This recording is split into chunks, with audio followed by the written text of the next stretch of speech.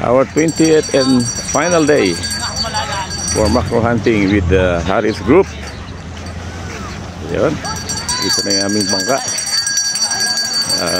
Ready na.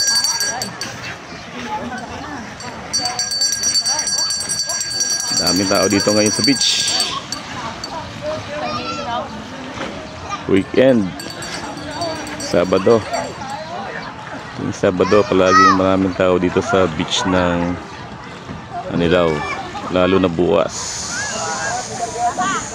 This time kasama namin si Ernel.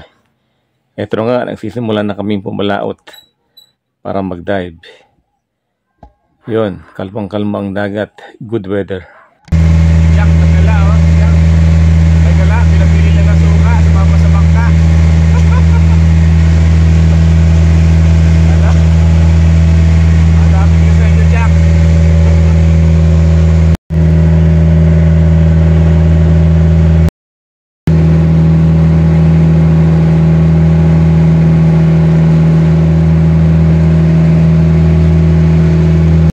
Dahil last day, pinapili namin ng mga guests kung saan nila gusto mag-dive. So far, ang favorite nila sa trip nito ay ang Heidi's, Twin Rocks, Cathedral Point, Bubbles Point, at Sombrero Island. So, may pagkakataon na ilang beses kami bumalik sa mga site na ito. Dahil sa sobrang dami na makikita, kagaya nitong mga yellow eel. Meron din kami nakitang tiger shrimp.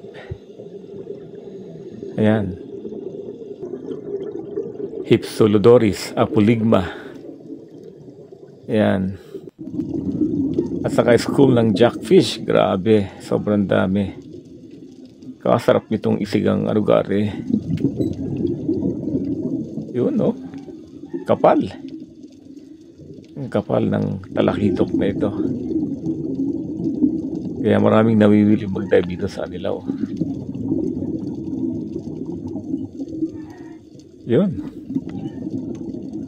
At ito ang inyong abang lingkod.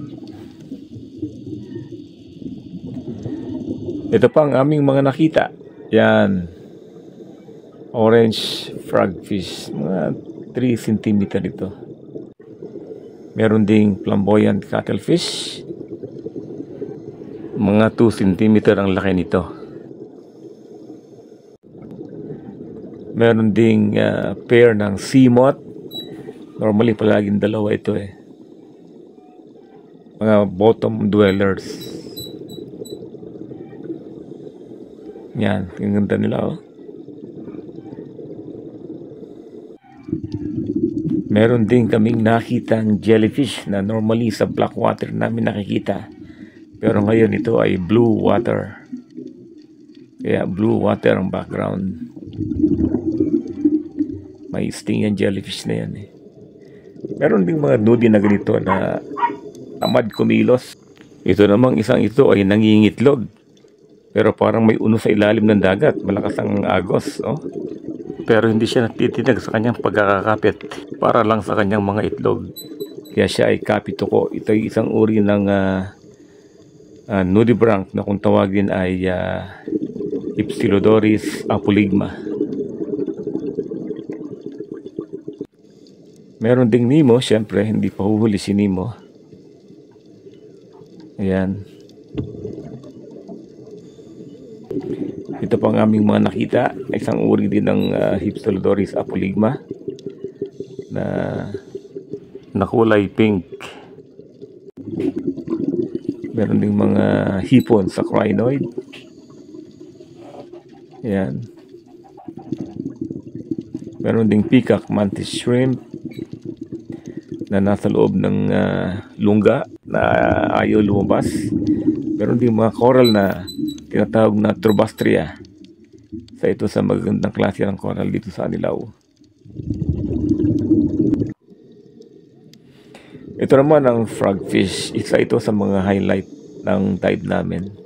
For wide kasi meron ditong isang spot na merong 4 na frogfish. Kaya talaga namang nagsawa ng photoshoot ang aming mga bisita. Sapagkat maganda yung lugar, maraming corals, at maraming isda. So pag sinabayan mo po ng model ay makakakuha ka ng mga litrato na talagang sobrang ganda. Good for mga wide angle camera. Kagaya ng mga shot na ganito. Yan. Ito pa. Kaya so far, ito yung favorite animal for wide angle dito sa aming mga trip. Giant frogfish.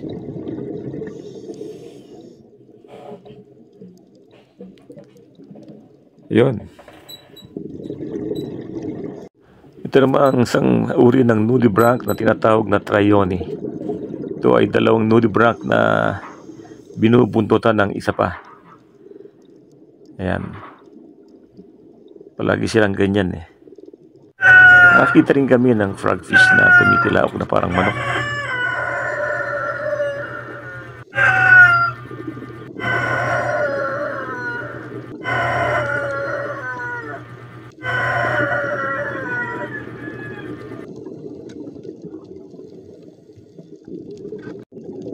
Ito naman ang tinatawag na ribbon eel.